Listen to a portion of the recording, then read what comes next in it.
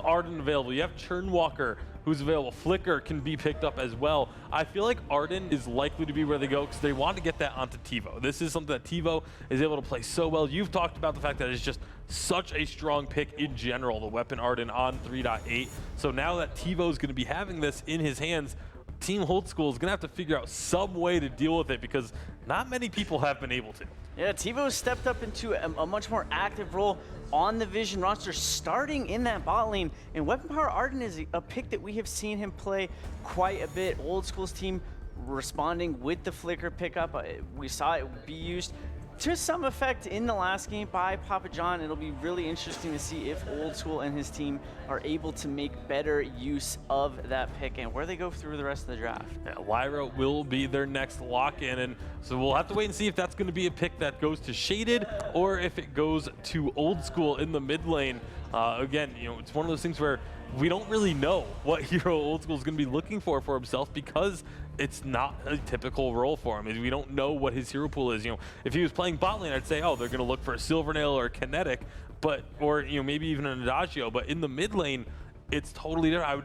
I would actually love to see him pick up an Adagio in the mid lane and run the CP Adagio, because that was one of the heroes that he was extremely well known for in 3v3. It was pretty much, if you didn't ban Adagio against Oldskool, you just lost the game instantly. So I'd be really surprised, or really intrigued to see if that is the way that they do decide to go. I really like how Gabevizzle is shaping up the draft for his team thus far, adding both Silvernail and Churnwalker to the team. Picks is going to be very hard for Oldskool to try and deal with.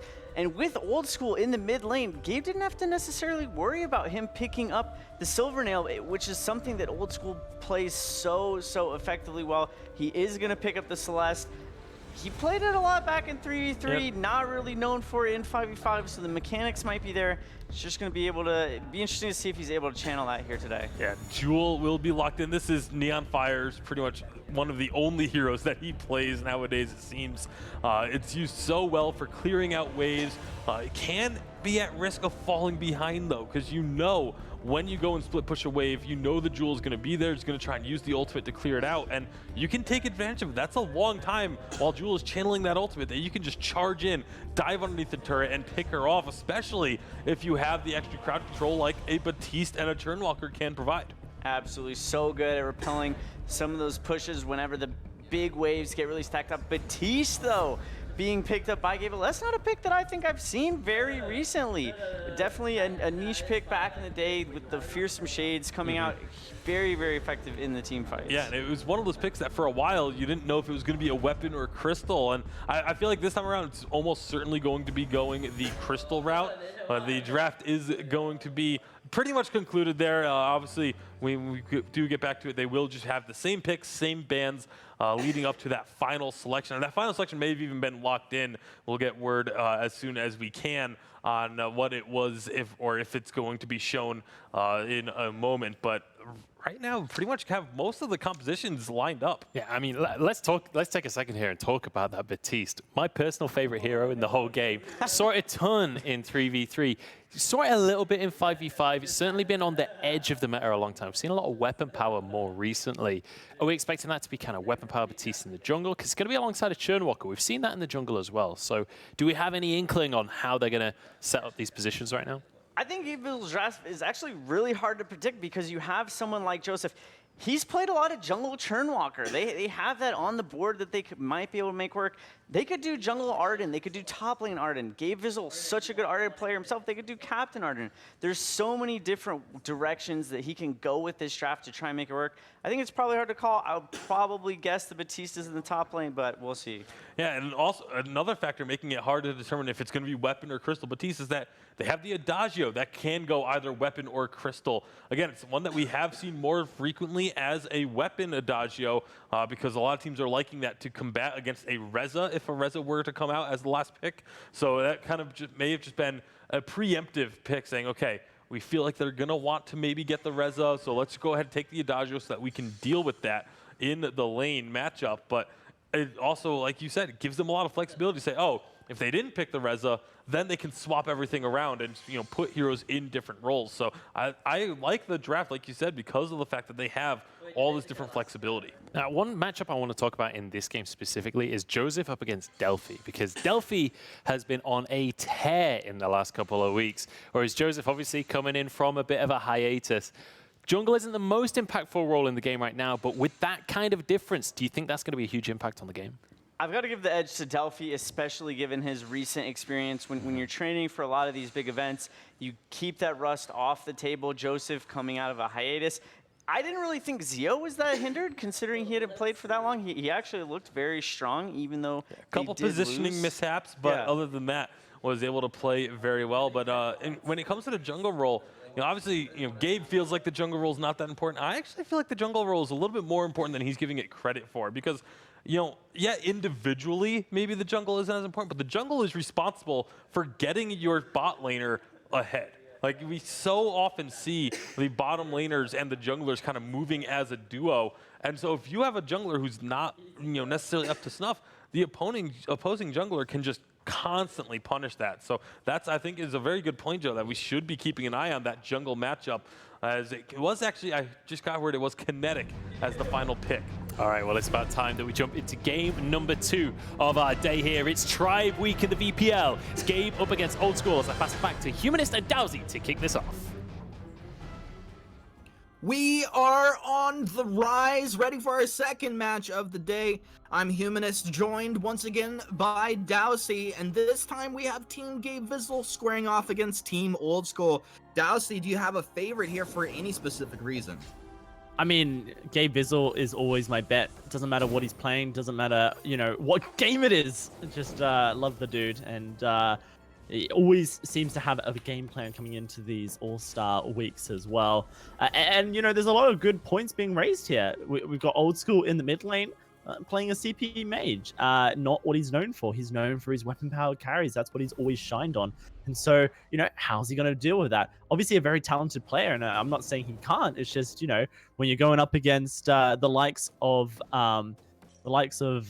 wait, who is in the mid lane? Is Hammy on mid?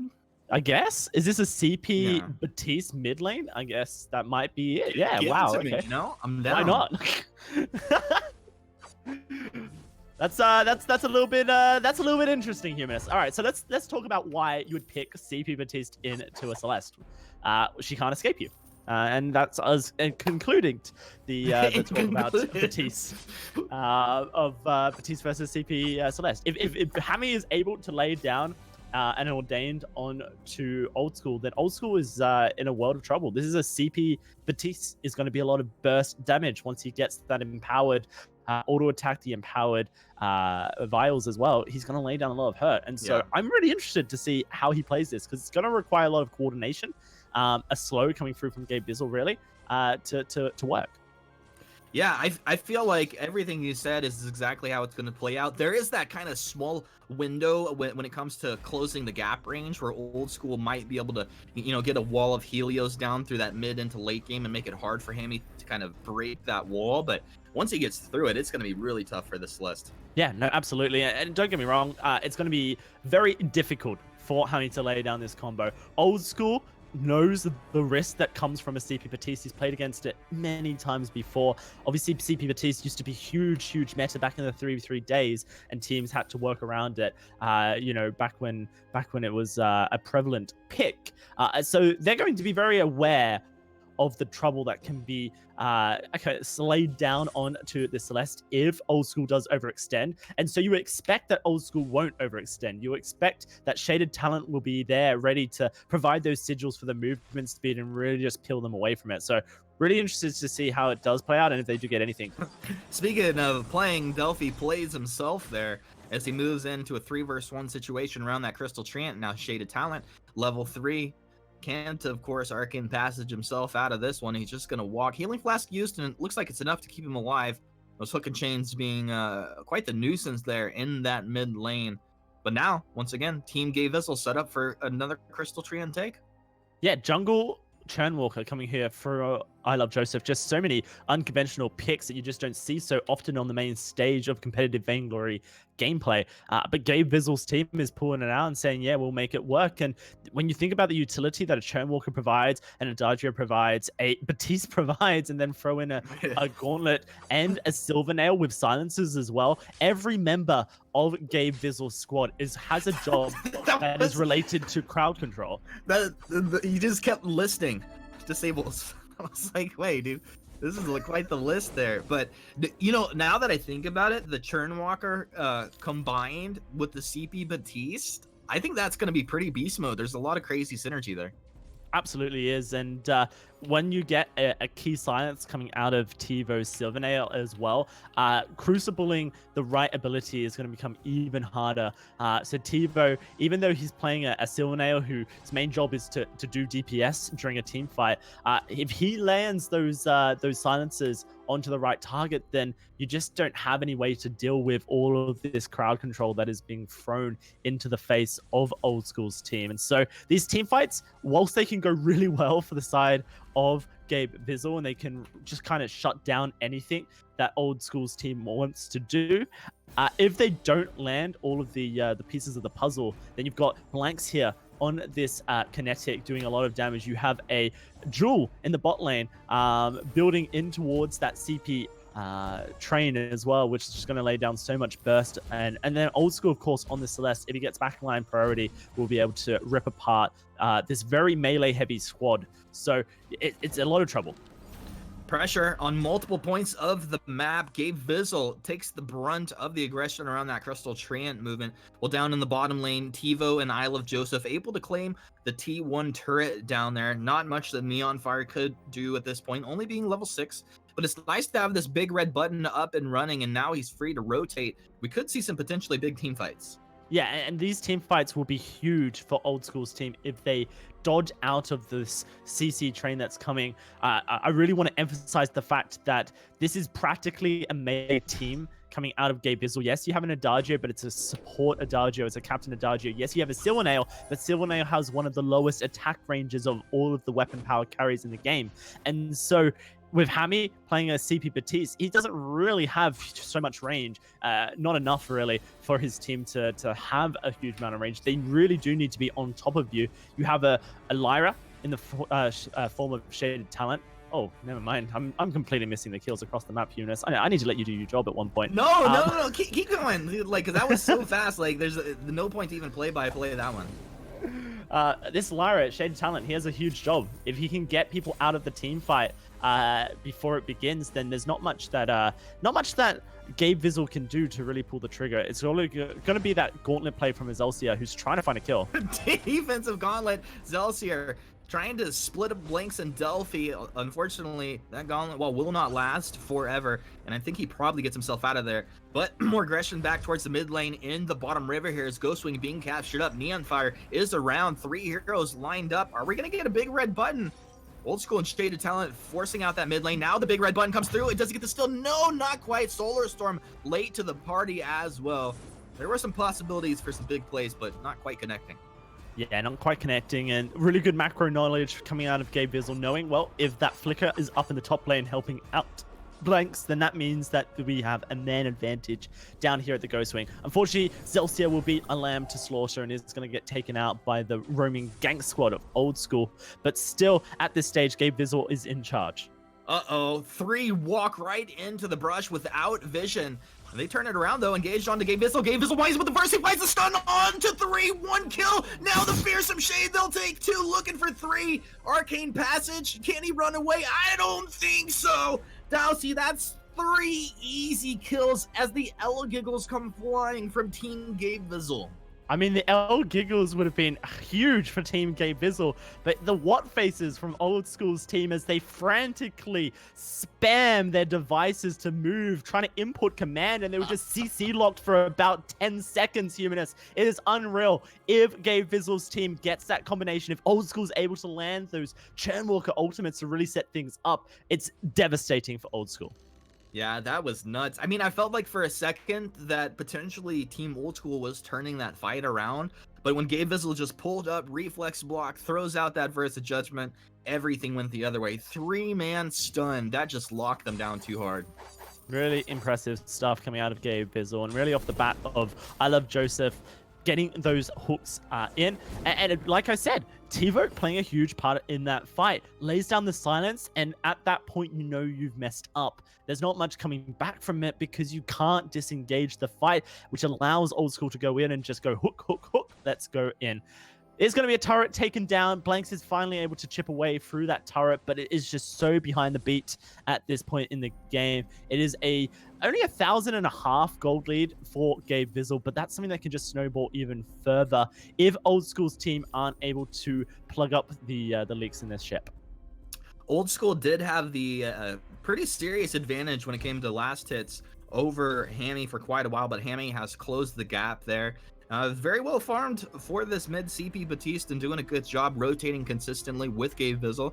They're currently looking for something towards the top side of the map. They know heroes are lurking around. In fact, Flicker's going to go and move in. As LCR blood for blood onto Oldskool, a lot of damage. Fearsome Shade splits up the fight. Gauntlet comes down as well. And Team Oldskool felt like they might get a couple, walk away with a 1-for-1. There you go. Actually, it's going to be Blanks rounded up in the river.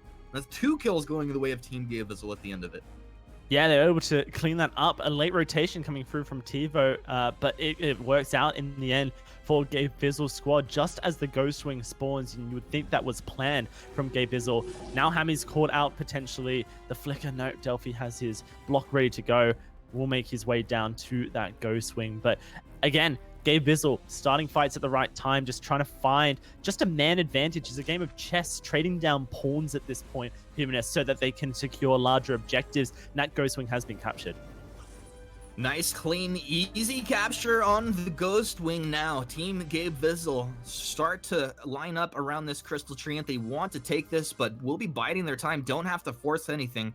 Oldskool was able to get the last hit and will get the crystal buff from that Treant as they look to hold their ground here in the mid lane. But very clearly, Team Gabevizzle looking to kind of set up a fight here through the next couple minutes.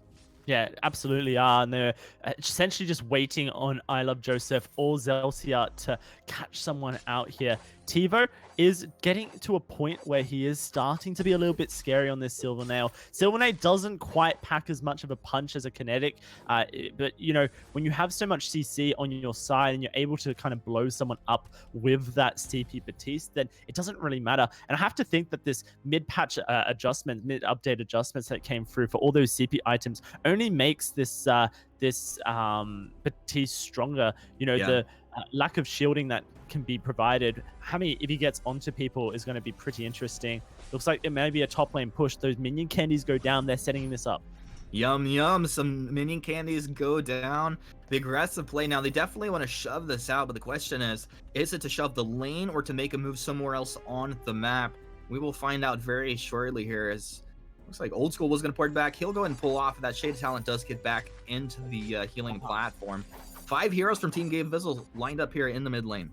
And that's just a little bit of bad coordination. You know, Oldskool does decide to go back for that crystal, you know, buff for himself in Fusion, and now they are behind the clock, just not as coordinated as Gabevizzle's squad is going out, and that's that macro leadership that comes through from Gabevizzle. They are on this Black Claw as soon as it spawns. They won't want to do it just yet because look, TiVo hasn't quite joined his team, but they've got the vision set up in the area, and maybe they can start a fight. This is going to be spicy. Right in the choke point, you feel like so many heroes in danger of being stunned up, locked up. Solar Storm does clip the Adagio pretty hard. Now, Gabevizzle needs his health if he's going to get up in the thick of things and wind up with a Verse Judgment. Neon Fire should be the one applying damage, is the one getting blown up. Joel doesn't want to be running away and getting attacked from behind.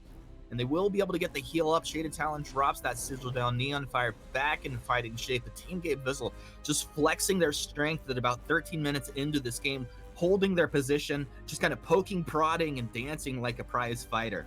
Yeah, there's so much wombo combo available to Gabevizzle, but when it doesn't connect, it's just the badum combo. I guess kind of a sad drum. Badum. It just didn't connect. Unfortunate, but it does mean that for Oldskool, they get a bit of relief for themselves. Now they can push the lanes up, try and get some vision. They were behind the clock, but they've been given a gift here by the squadron of Gabevizzle. Gabevizzle, though, they're setting up for this Ghost Wing that's respawned, and if they're able to find it, then it makes the Black Claw so much easier to get. Moonclick was popped just for movement speed because they were so worried of a quick Ghost Wing take. Fearsome Shade onto 3. Big bad mojo. Damn, Hammy 5 versus 1 just slaps Team Oldskool in the face. You can see the damage output potential, the control potential is nuts, but they got to be careful. Batiste takes a couple Helios to the face. Now Oldskool will get dropped out in the beginning of the fight. Big red button just tickling Team Gabevizzle over here as Neon fires Jewel feeling flaccid. Yeah, no, really great stuff coming out of Hammy. Just propped at the right time with the ultimate into the vial as well. And just so much damage coming through with that bad mojo. Blew up blanks and, you know, the ultimates were ready. Celsius was ready to go in. So was I Love Joseph. And already the disengage had been used to try and escape. Just a one-man show of the Batiste. Scary times. If that guy can do that much damage just solo to a team, then imagine what happens when he has the CC ready for him to be able to get into your face and keep it going.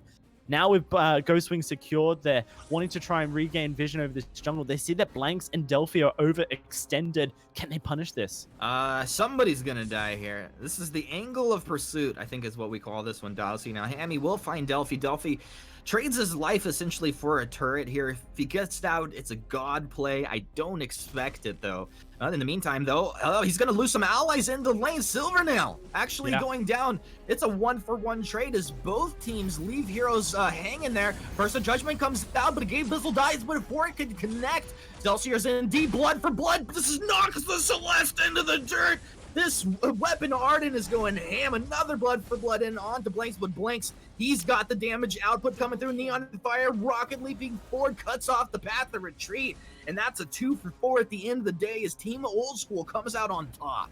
Yeah, just as we were praising Gabevizzle's team for their coordination and macro gameplay, they go and do the cardinal sin of competitive gameplay. They split up and try to bite off more than they can chew. Tivo and Gabevizzle thought they could hold everyone off in the lane, whilst the rest of his team slowly whittled away Delphi's flicker. But there's so much defensives on this flicker, it makes it impossible for them to take him down quickly without their main damage source of Tivo. And without Tivo there to do the damage, and Tivo basically split in a 2v4, it just became disastrous for the side of Gabevizzle. Now they're up against a Black Claw, something that they weren't expecting to be fighting against at this stage in the game. They have to continue to hold back Blanks, hold back Oldskool, whilst trying to find a perfect engage to make their combo work.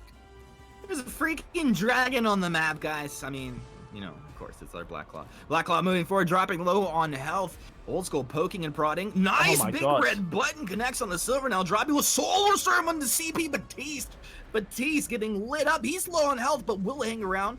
Gets a heal from his Adagio, but that doesn't look like it's going to be enough if they want to just square up and fight here. Man, that is huge burst damage coming out of Team Oldskool stacking up there. Yeah, and the range disparity that we see between Oldskool and Gabevizzle's teams is becoming exaggerated at this late game point. Oldskool and Blanks are able to lay down so much damage from afar. That big red button is on such a short cooldown as well. Frostburn got a huge buff this update as well, and you can see that Neon Fire is using that to its full extent as a CP Jewel can do. If Hammy gets melted from afar, if Tivo gets melted from afar, then you don't have any DPS. Your front line's not going to do anything, and that forces Gabevizzle's team into a retreat. They need to be the aggressors. They need to be the ones pulling the trigger in these team fights because they get engaged upon or damaged or whittled away. There's not much healing or sustain for the team, and they have to fall back and basically allow Oldskool to control over the map. Yeah, they need to get this Churnwalker connected, Celsius to follow, allow Gabevizzle to just get in the thick of things and go from there. But yeah, these guys, you have to first start to connect, and Hook and Chains will miss on the first attempt here from I Love Joseph. He'll go ahead and rethink things for a couple of seconds, dipping back and forth, trying to remain elusive. They're the ones with the scout cam. Scout cam comes down from Team Oldskool as they move forward. Neon Fire, he's got some nice damage coming out. It's nothing that's really threatening, but he's just doing a little bit of poking, and he can't afford to be stunned up on the front of this fight. We need that big red button to come out for Team Oldskool, right down that team fight, connecting on at least a couple of members from Team Gabevizzle. And it's just kind of like a flock of birds, both teams circling around each other right now. Fearsome Shade comes out, but blocked off here. Neon Fire took a nice chunk of damage, but able to get himself out of that without dying. Just poking and prodding. Both teams won't lose anybody, but this is currently Team Gabevizzle in position for Ghostwing. We'll go ahead and start this up, Dowsy. We'll see if this is going to connect. Oh, Nice that's a lot core of damage. collapse into a big red button.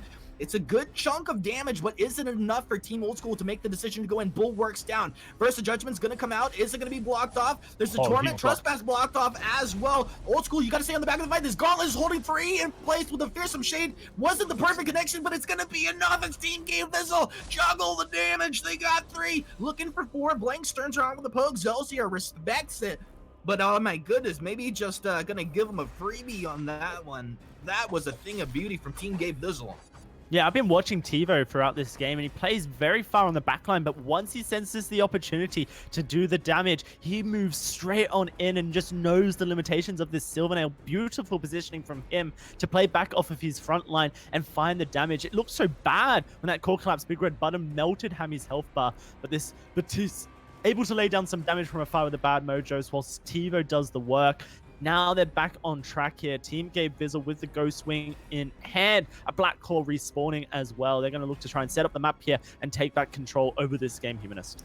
Blanks has got that attack speed. The thing is, he has to like get that perfect angle. I mean, you're talking about TiVo having that nice angle and the read, the game sense to know when to move in. We got to see the same thing from Kinetic, and now they move in with the Arcane Passage, dropping the Bulwark. Did they cancel off the Gauntlet? I don't know, but Big Red Button just wrecked Hammy. Hamuel Jackson's down. Solar Storm over Arden's dead body. Blanks finds 2, and that was the fight that Team Oldskool was looking for.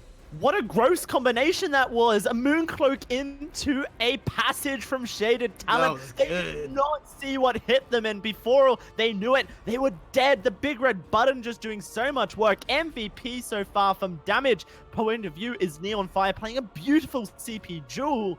The coordination coming through from Delphi and Shaded Talent really just making it work. We got 10 seconds left on these respawns, and now the Black Claw is going to be threatening this armory in the mid lane for the side of Gabevizzle. Oldschool's team, they've got the coordination, they've got the plays available to them. They are dealing with this melee threat well and blowing up the short range carries on the side of Gabevizzle. Time for the last hurrah, really, from the side of Gabevizzle. They need the perfect engage or it's GG. Everybody that needs a CP infusion has one. Big Red Button flies, swing and a miss, 20-second cooldown on this major team fight ability. As Team Oldskool waits in the wings, Hook and Chain connected onto Oldskool. He's got to be careful. I almost wonder if it's a bit of baiting coming out there to leave that Hook and Chain connected for so long. Yeah, well, they wanted to try and engage on to Oldskool, but they were worried of the fact that, you know, the Crucibles, the blocks have been pretty on point so far. There's 2 Crucibles in this game, and of course, Oldskool has his own block as well. Delphi and Shaded Talent, they aren't coordinating so perfectly to try and avoid some of these major CC abilities and just allow Oldskool to be the threat that he wants to be on this Celeste. They managed to take down the Black Claw before it does too much damage, but 2 armories have now been exposed in the top and mid lane.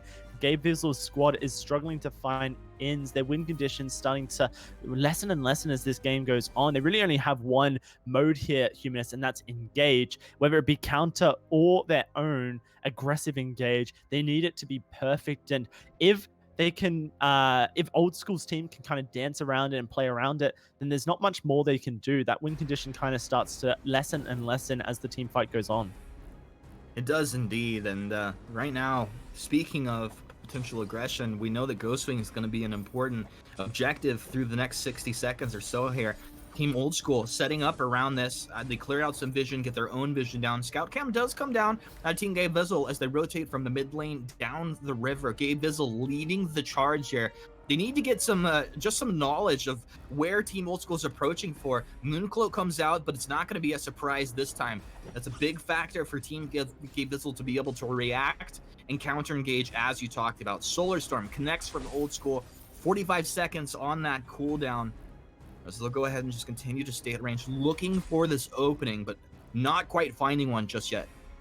Yeah, all damage available to him at this point has really negated his defenses because he doesn't worry about Hammy. Throws out the ultimate, fears only 1. Nothing you can really do off that. Maybe not.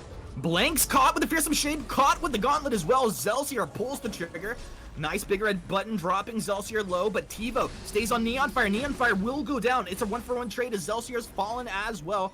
Sternwalker wants to get some hook and chains, but Joseph, he's going to think twice about this. Go ahead and move himself back down the river. It's a 4 versus 4 resetting, waiting for their cooldowns to come back up and ready. Sigil will keep Team Oldskool alive for now. Bulwark means they can't go ahead and jump on board there. Fearsome Shade blocked off for now, connects on the last tick of things. Sigil keeping them healthy. Solar Storm comes through. Silvernail's low. He can't really commit into this, can he? Gabevizzle versus Judgment finds the stun onto 1. Oldskool trying to get the damage off. Kite over to the left side, pulled back with the Torment there, stays alive. Delphi stays alive as well. Gabevizzle trading with the Blinks. Blinks has the damage. Hammy, Fearsome Shade on it 2. He's got 1. He's got 2. Hammy going in well hard for everybody here. The VPL Fantasy All-Stars. Gabevizzle, captain or carry? I don't know. Drop what you think it is in the chat. Blinks tucks tail and runs. He's scared of this for his life, and Gabevizzle's coming for him. Hammy's there as well. They've got boots. Blinks, does he have anywhere to go? Big red button down the choke point, almost dropping Hammy down. Didn't see it coming. Hammy throws a fearsome scaredy cat little shade as he turns and runs away. They'll get out, but that team fight was nuts. I couldn't call it, Hunis. I thought I knew what was going on, and every time I made my mind up, something changed. Incredible stuff coming out from both those teams to find their ends where they could. Blanks versus TiVo fight was fire. Hammy versus 2 was fire. In the end, it just turns out to be a bit of a fizzle out, though, because nothing is gained off of this. No one wins anything. Everyone loses, and no one gets to pass go. No one gets to collect $200. At this point, this game is still in limbo. Certainly in favor of Oldschool's team, as they just have more variants available to their team fights, more ways that they can win it. But we are seeing that it is almost impossible to call where these team fights will go. This Mooncloak passage combo seems to be the one that's really winning the games, but maybe they found an in here. Can they get on top of them? War treads are on Oldskool. Oldskool, nowhere to go. He's gonna die. Fearsome Shade connects just to help kind of CC him as they go ahead and drop him on down. That's such an important kill here to be fighting now without your Celeste team Oldskool. I don't know what the call is. Right now, you have to fall back. You have to allow this Ghost Wing to go. Neon Fire has his big red button up in 7 seconds. Maybe you can contest with that alone, but that is only it. You cannot be in range of I Love Joseph for the engage, and that's pretty much how it goes. If Joseph gets onto your team now, then you lose the game straight up at this point. And look at that. The respect is shown. They all fall back. Joseph does try to engage. Can they get anything more? Looks like they want Delphi. Delphi, he's not going to be able to get himself out of here. Delphi made a mistake and will be punished for it. Hook and chains are there. It's just a matter of time. He will eventually go down. Now, Blackclaw is next on this delicious menu here at Dowsey for Team Gabevizzle. They smell advantage, and they are going to go ahead and push this. It's a 3 versus 5 plus Solar Storm from Oldskool. If he throws it with nice timing, they should have an idea of when that's going to need to be as he's making his way out from base with that fresh respawn. Remember, Delphi's still dead, 34 seconds on his respawn. Team Gabevizzle, they've got Blackclaw down to about 30% health right now. They keep a couple of heroes on that's dropping you down now over the walls here with the blood for blood. Rocket Lady being stunned, Solar Storm dropping Team Gabevizzle down low. Sorry, blinked on that team name for a second there. They're still on this Blackclaw. This is going to be sketchy here. You need to get some damage in. Don't let this go over free if you're going to fight. No! The big red button comes out. It's too little, too late. Yeah, I'm not sure. Neon Fire had an opportunity to melt the entire enemy squad there with the big red button. I think he wanted to save it for the potential steal into the Blackclaw and really just missed a key opportunity where all 4 members of Gabevizzle's squad were in a pretty much unescapable choke point where they would have just melted to Neon Fire. I have to say that's a throw really coming through from the side of Oldskool. It felt like that was a winnable fight if Neon Fire just used that key ability, but it decided not to. This Blackclaw really not going to have any impact. It's secured, but what does it do? It dies, and that's the end of that. They're not even going to get this armory turret in the mid lane. This game continues to go on, one of the longest that we've had here in the All-Stars event. Usually they're over by this point, but neither of these teams are willing to give up at this point. Neither of these teams have been able to punch their ticket into a point either. It's kind of wild. I mean, we see the kill advantage, the gold advantage going over to Team Gabevizzle, but when it comes to actual objectives on the map, Team Oldskool, just kind of edging them out here just a little bit. Obviously, this is a matchup that could go either way, but Oldskool, when it comes to, breaking into that base, has that advantage for now. Yeah, no, Oldskool definitely continues to be in the driving seat. His team has far more ways to win a team fight, but right now it's just not working. They're not pulling the trigger when they need to. They've had multiple opportunities to finish this game and win this game, Humanist, and they haven't been able to execute on them. Maybe that shows that Gabevizzle's team, with this peculiar composition, this potentially one-dimensional composition, is working better as a team. And that could be signs to come for the rest of this All-Stars event, when they're on more conventional picks and more conventional drafts, that, maybe they just start to dominate. Gabevizzle's teams have done well so far over these All-Star events. But, right now, Oldskool, it's kind of their game to lose. It really is. And the last two, they had people chain die down, Dowsy. Like, they got one death, and right when he was respawning, they got another death. They have to fight as a unit. They can't be fighting 5 versus 4, 5 versus 3. It's not going to work out for them. And right now, we feel that both teams are kind of making this movement down as a unit, 5 versus 5, around this mid-river point on the map here. Just looking for the advantage. I'm curious if they're going to just go ahead and pour it in with Arcane Passage on Shaded Talent, but they're going to have to blow up key target if they're going to do so. Big red button used on the Batiste, drops him low, but Hammy, he can just get healed right back up. He's got his own healing, he's got the Adagio to back him up, and that's not really a big deal. Ghostwing will be started up here. This is gonna be our fight here, unless Gabevizzle, Team Gabevizzle, oh yeah, they're gonna let it go, because this is 5 versus 4, Zelsier's not here. Yeah, Hammy gave it a try, but not a big deal to just go ahead and throw that out. Yeah, that's a big point. Zelsier is currently on top lane clearing duty. That armory has gone down in the top lane in favor of Oldskool's team, meaning that there is a lot of map pressure that is constantly being applied and waves that have to be cleared, or else the Bane Crystal will start to take damage. In the jungle here, not a place you want to fight against a duel, but they're trying to catch out Oldskool, aren't able to do so just off the bat. I love the broomstick animation. Look at the damage coming on through. Good night, Amuel, as Team Oldskool take down the mid laner. And now look to close this game out. I mean, that went from 0 to 100 like that. But now the last stance defense as the gauntlet comes down versus Judgment. Will it connect? There are no stuns. They need to blow somebody up here. They're going to lose their Adagio. Zelsier goes down. Team Gabevizzle dropping like flies. Is Team Oldskool just turn this one up, take the perfect kill with their burst damage, and close this game out. Yeah, it was 3 ultimates on to Hammy's CP Batiste, and it blew him up. No burst in the team fight, no win available for Gabevizzle, and Oldskool closed this one out.